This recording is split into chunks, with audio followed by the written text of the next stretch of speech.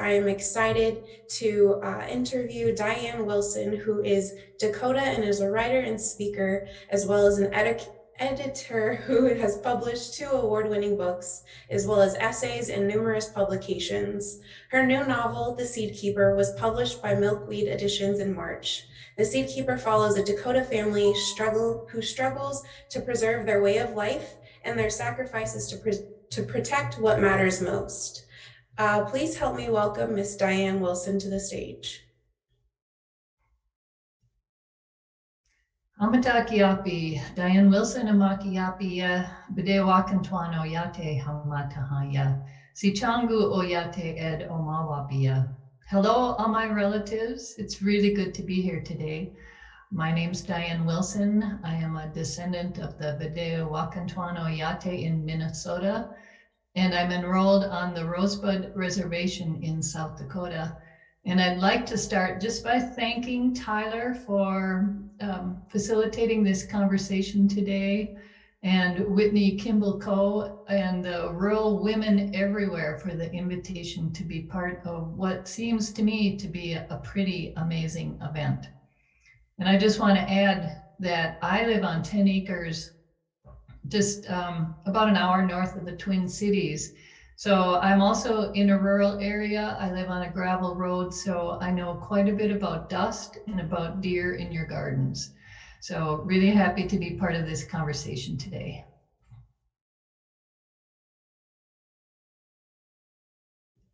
Thank you so much for joining us. So first, let's get started with, how did you get into storytelling? Well, I really love that you describe writing as storytelling, because that is at the heart of what we do, whether it's telling it in books or telling it through the oral tradition.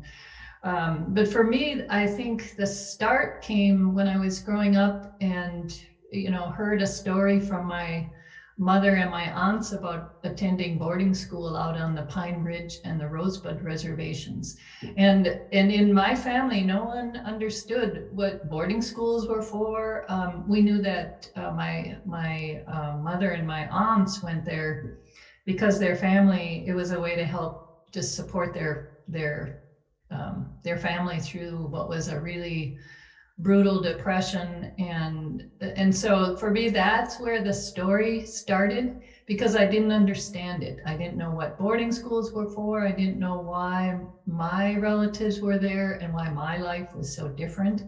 So you grow up with these questions. And then as I became an adult, I started looking for understanding into starting with boarding school, starting with my family's history. And that ended up being a memoir called Spirit Car. And then about 20 years ago, I also started volunteering, working with indigenous seeds, and found a whole new world of stories. So the stories were carrying the history of the land, but also the history of the people who grew them. So I worked with Native organizations for the past 15 years. One of them was Native American Food Sovereignty Alliance.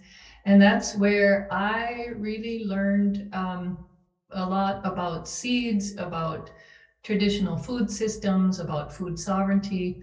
And then it was all of these stories together that I tried to bring into writing The Seed Keeper. That's amazing. And just as you talked on when wanting to discover your family's story and where they came from, and going through those boarding school eras. Mm-hmm. I'm from the Gila River Indian community, so I know of my grandmother's experiences and her siblings as well. So that leads me to my next question. Why do you feel it's important to have Native American stories and authors such as yourself in mainstream media? Well, just thinking about where we started, which is that conversation around boarding schools and growing up not knowing anything about how assimilation works, what boarding schools were for, and then not having any of those resources. or role models available in the schools that I grew up in. And so I feel like we have a lot of ground to make up in terms of telling the stories that have been repressed. Among them, I do feel that the boarding school story is one that there's so much work to be done around that history, especially if you've been following what's come out of Canada. So stories like that are incredibly important to tell. And it's really important for the healing work that needs to be part of that history as well, that people understand why we had boarding schools, and that deep intention of assimilating Native people by removing children it's such a horrific story. But when you tell those stories, when you share them, you open up that opportunity for healing work. So that's one of the reasons is to bring forward these stories that have been repressed for so many generations. And then, when I've been doing my own research and seeing that how many of these histories and stories have been told from the perspective of white men, and that how often historians, that these storytellers they would misinterpret the culture, or they would shift it so that they're telling historical events from a perspective that is very one-sided. And then, and this can lead to the development of stereotypes. And one of the things that I think is really critical is the fact that the stories and voices of women have been silenced for many generations. So when you look back in history, it's very hard to understand the role of women and women's stories. And one of the stories that has always seemed especially important to me is the role that women have always played in agriculture. And that, when we think about the fact that so many of the foods that we rely on today were developed by Native agriculturalists, and that in many traditional societies, women often led the way in terms of keeping the gardens, taking care of, if the tribes were gardeners, it was often the women who took care of raising the food that way and saving seeds. And yet that history has pretty much been silenced, and that we don't acknowledge the role of women, for example, in developing corn, which today, especially living in Minnesota, is one of the most important crops that we're raising, and that women played a really critical role in helping to develop that plant, in helping to disseminate and find food uses for it. And yet, women don't get the credit that they deserve for doing this incredible work as agriculturalists. So part of telling stories is giving credit to women for the work they have always done in taking care of families, taking care of community, taking care of seeds, and also doing this really brilliant work of helping to develop the foods that we rely on today.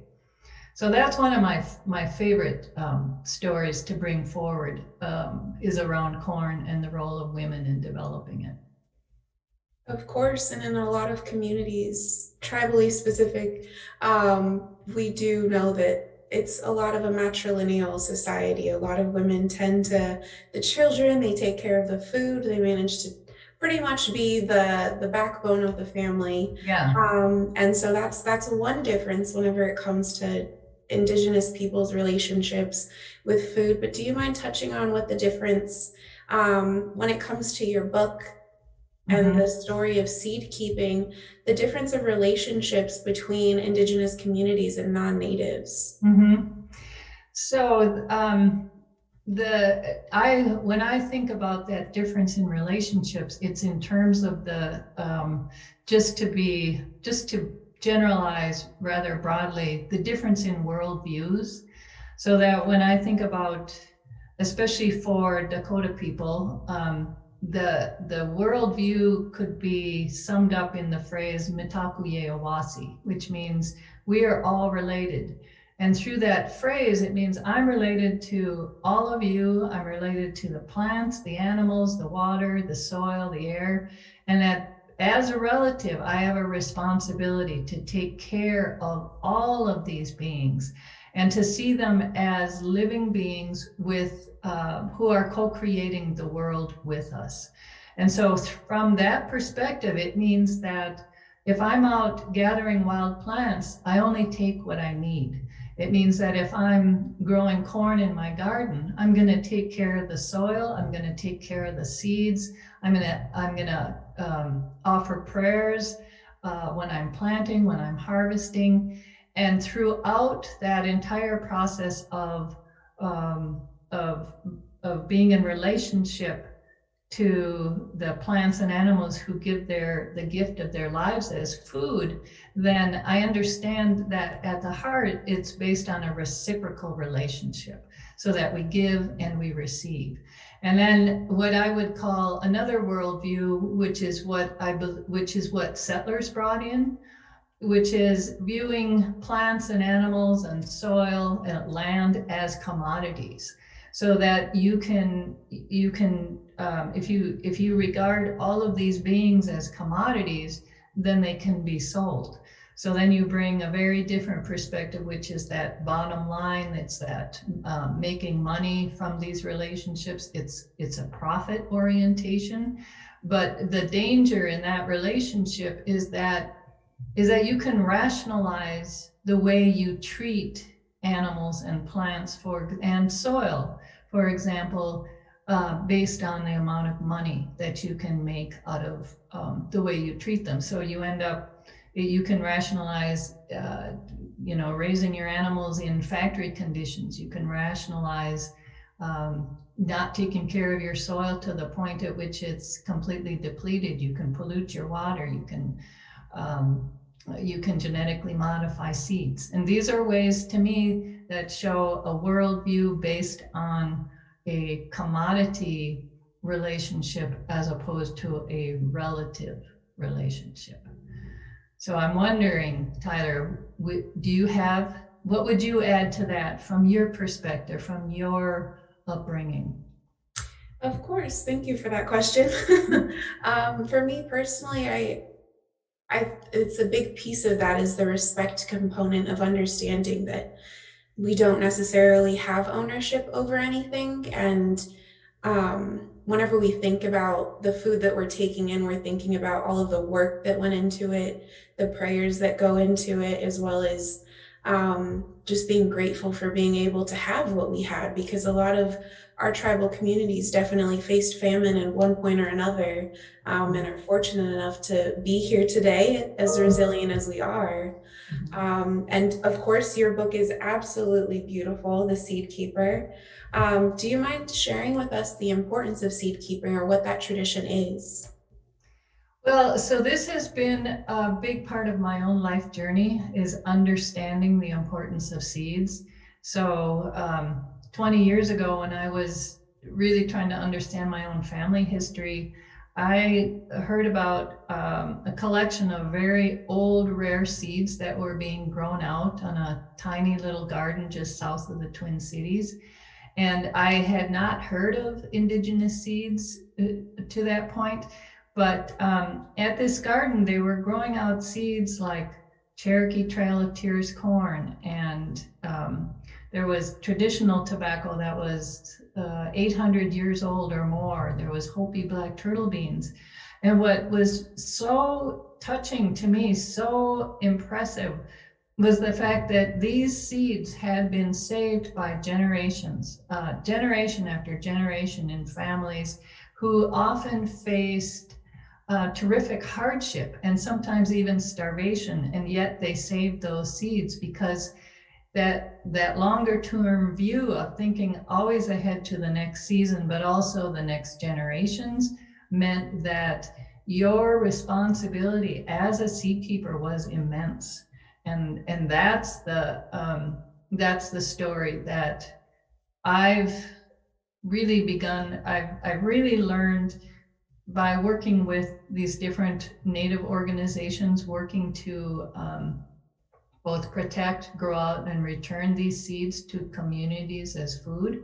So I've learned from farmers, I've learned from elders, I've learned from Native youth, I've learned from the seeds themselves, just how important seeds have always been as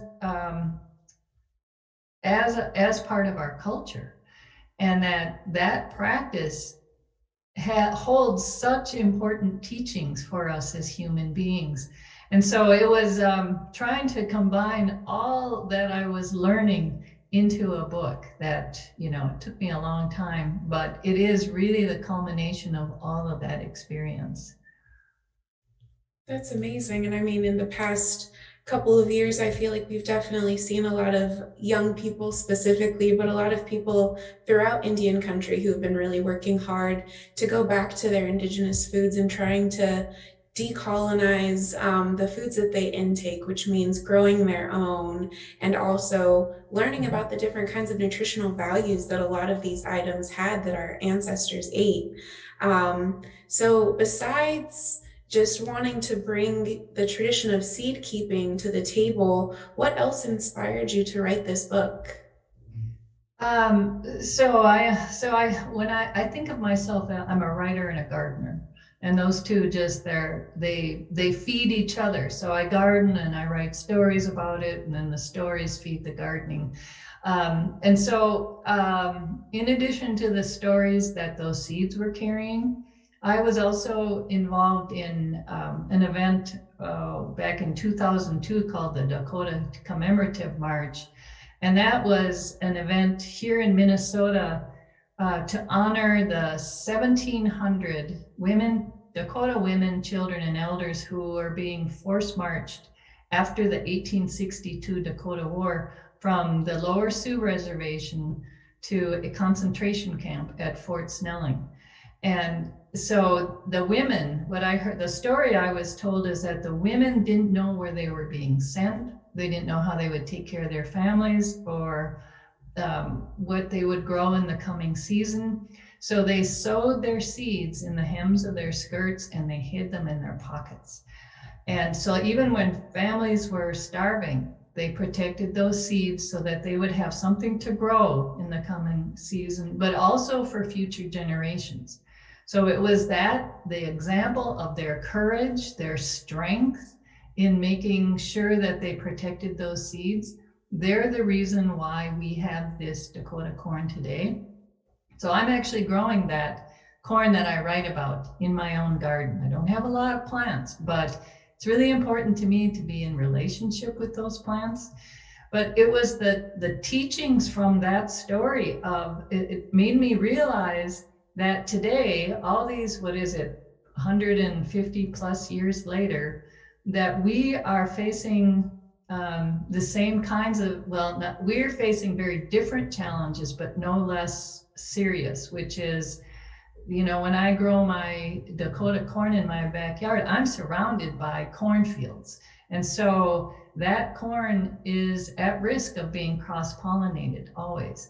And so it is on our watch now, our responsibility to take care of those seeds.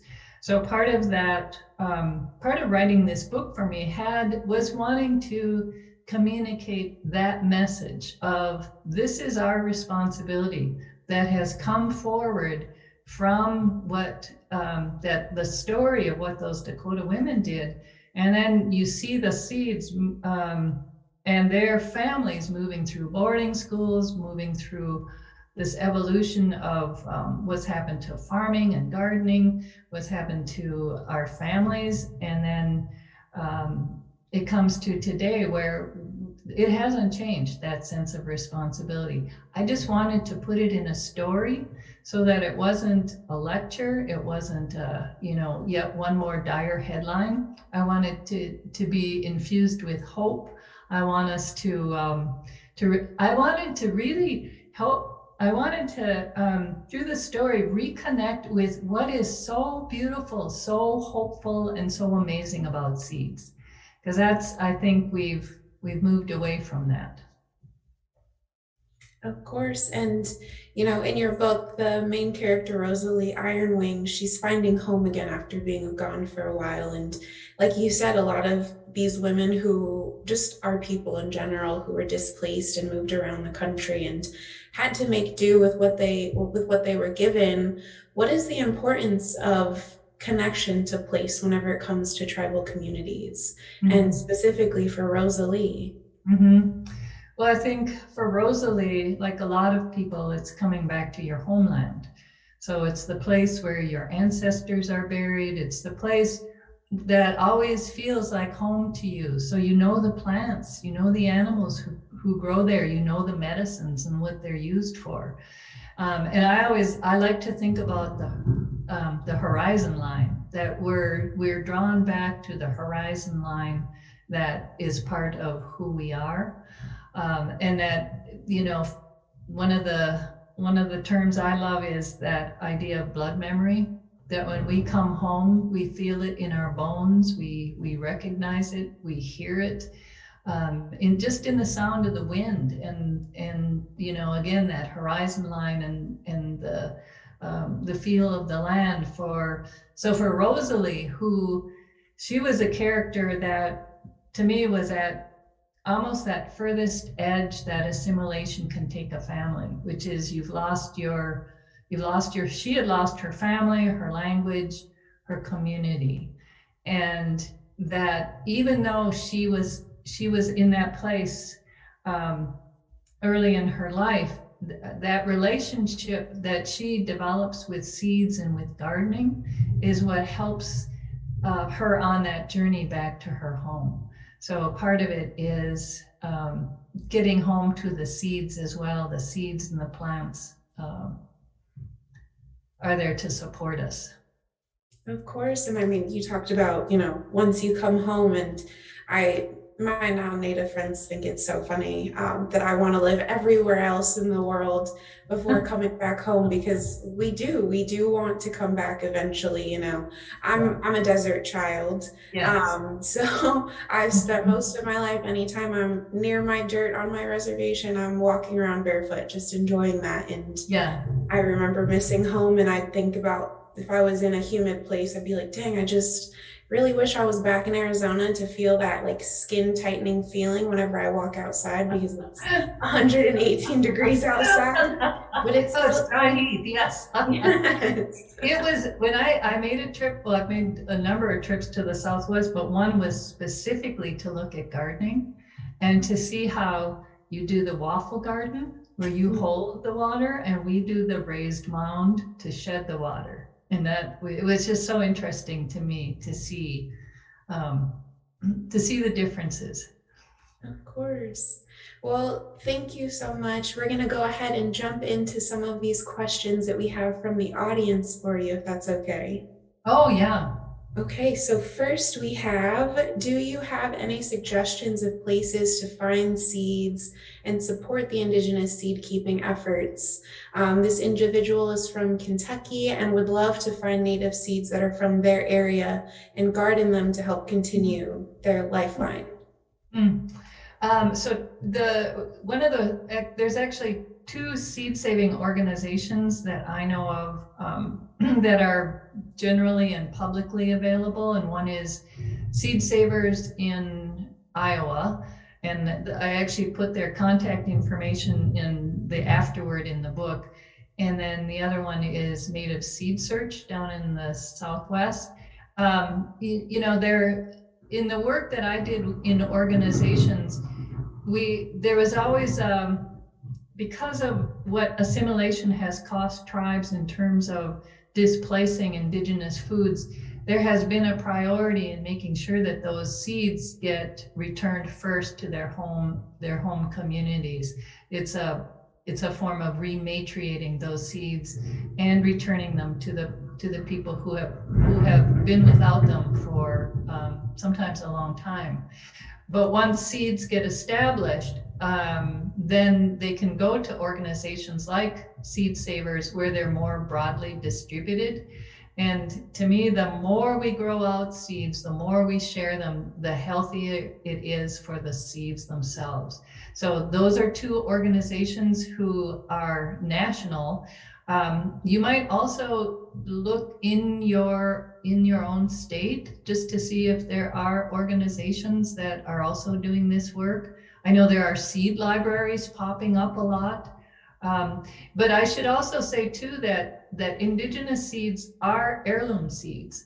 And so that anytime you are growing out an heirloom seed, you are continuing a line of seeds that have not been genetically modified. And this is doing good seed work. So I encourage finding seeds that are native to your area, sharing them with neighbors, and finding what works really well in your state. Thank you for that answer. Could you maybe talk a little bit more about how genetically modified seeds tend to align with the commodity-based view that you were talking about earlier versus the indigenous relational view? Mm-hmm. So genetically modified seeds, there is a, to me, uh, to me, it is taking a step in taking apart life, and then sometimes splicing. I have to say there's a lot of thunder in the background here right now. And if I disappear suddenly, you'll know why, but it's a little distracting to me. So, but let me refocus. Genetically modified seeds, to me, that discussion has really become polarized between dueling sets of scientific data. And what is missing often from that conversation is about the relational piece of that work.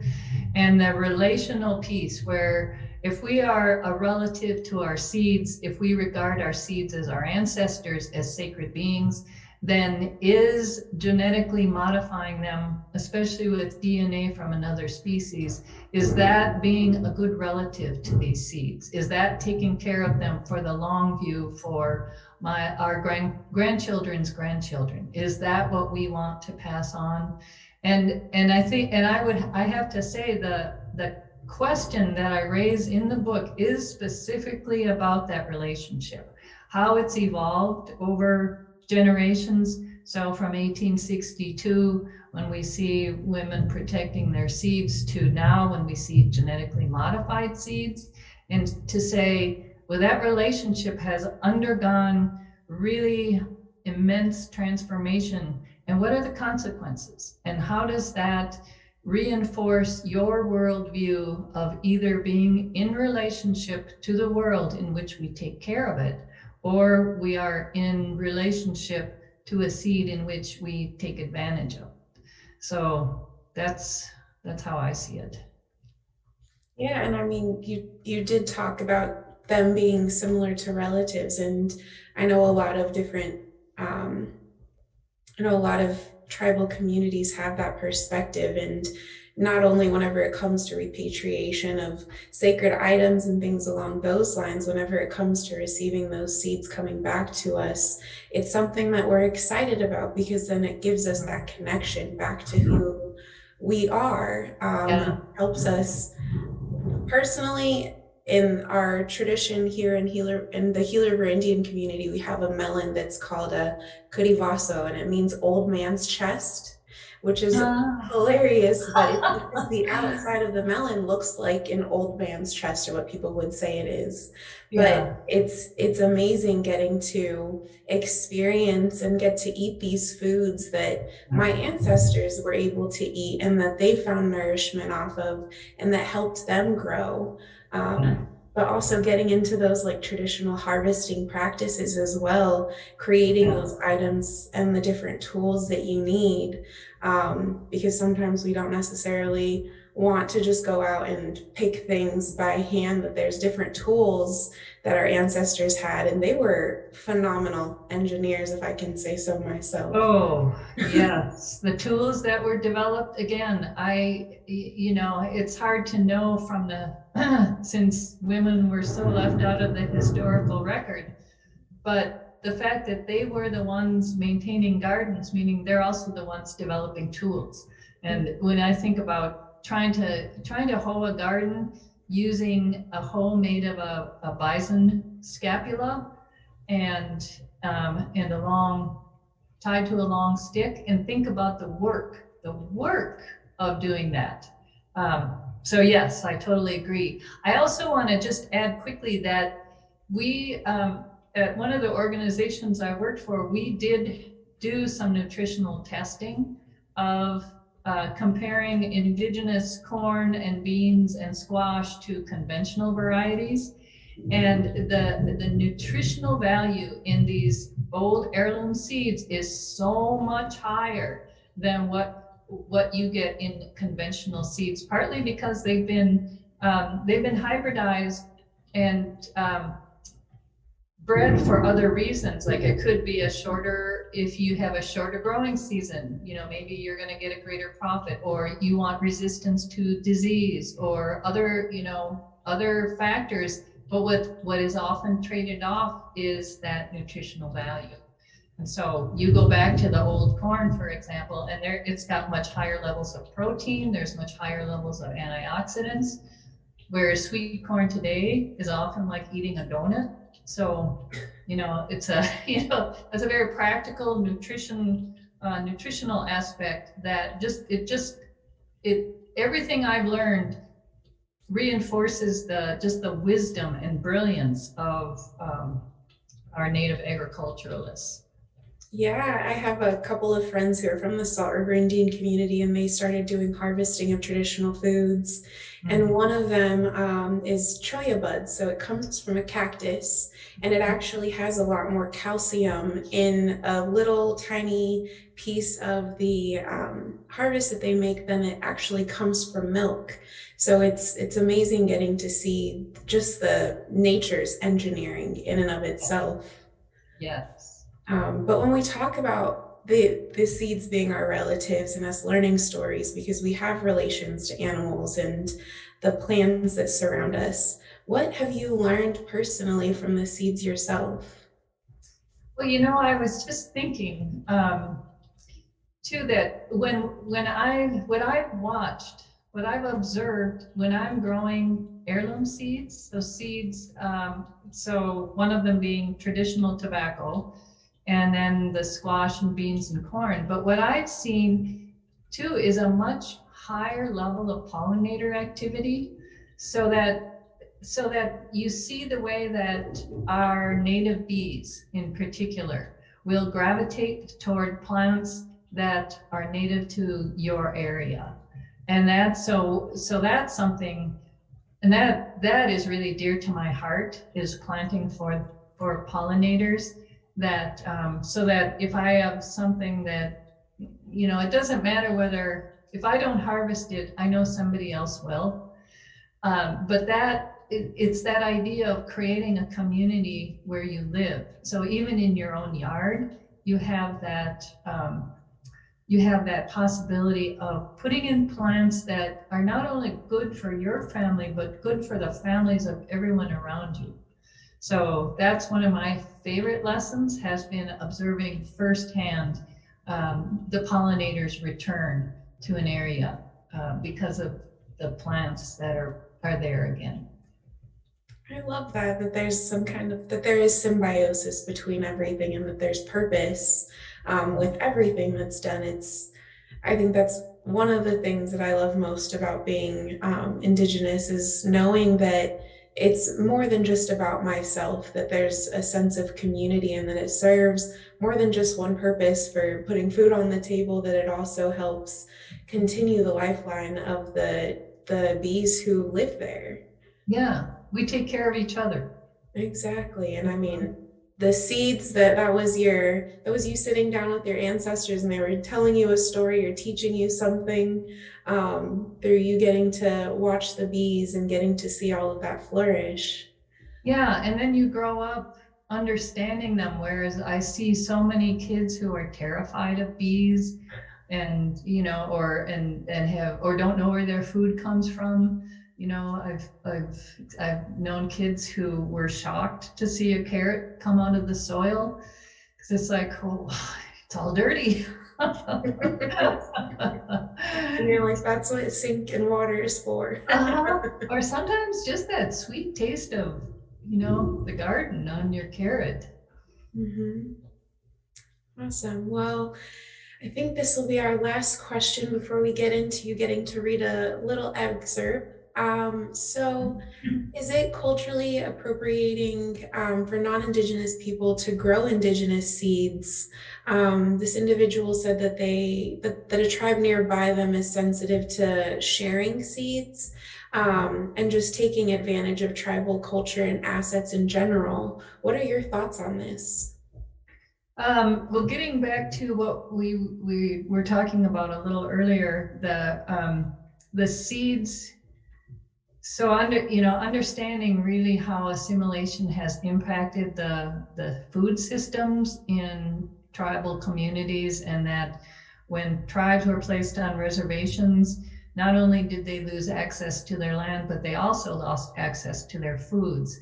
And so, as part of that, we've seen the seeds themselves become in very short supply. Many of them have disappeared, but so then the first priority in cultural recovery work is to rematriate those seeds, to make sure that they go back to their home communities and that they are grown out as food for those communities. And I do believe it's a really important priority that those seeds belong first to the families who have lost access to them. But it's also true that if seeds are shared with you, then grow them out and share them back with their home community. Or another possibility is find seeds that are native to your culture. So if you are, say, if you're European descent, where did your family come from and what are those seeds like? Maybe there's something you can find that is closer to your own culture. Or this is based on a teaching I heard from Terry Lynn Brandt, that if you find heirloom seeds that you're really interested in growing out, then you grow them in your garden for 7 years and they become your seeds. And you can then name them, you can enter into a different kind of relationship with those seeds, but you have to put that time in. But they become your family seeds then after 7 years. So that would be my suggestion, is that support the work of seeds returning home to their communities, and then in your own gardens, support seeds that can become part of your own tradition.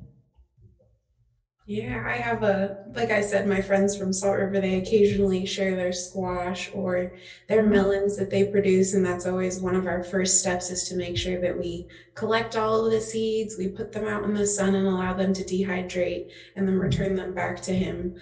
So then he has enough seeds to plant for the next season. Yeah. But I would love if you would go ahead and read us your excerpt that you had spoken about, so we can give the audience a little bit of taste of what your book has in store. So I'll read 2 paragraphs. And this is just from part of Rosalie's journey in learning to become a gardener herself. A library book showed me that the tiny seeds I had taken for granted were actually unique living beings with their own history, story, and family.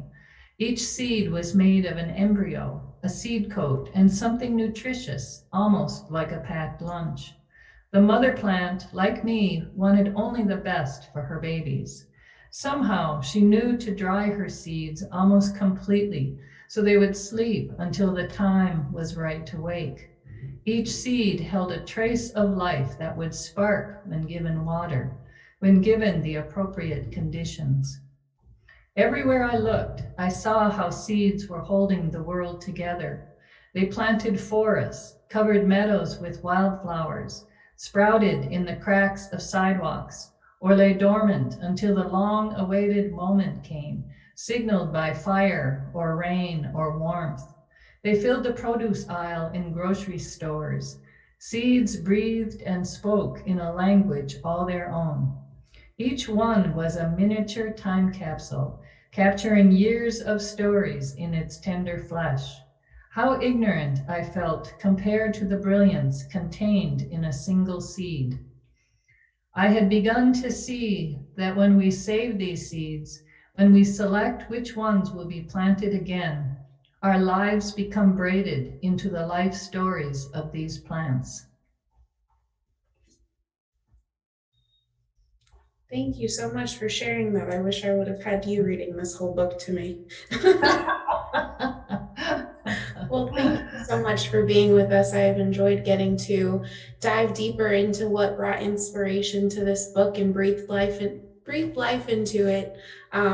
Congratulations on your success with this book. I have plenty of friends who have read it, and I'm going to continue to recommend it. So to our audience, if you can, please, please, please support Miss Diane Wilson and order from Amazon, Barnes and Noble, your local bookstore, or any way you possibly can. But thank you so much for joining us, Diane. I really appreciate you. Oh, thank you so much for the invitation to be here. It's just an honor to be part of this event. Thank you.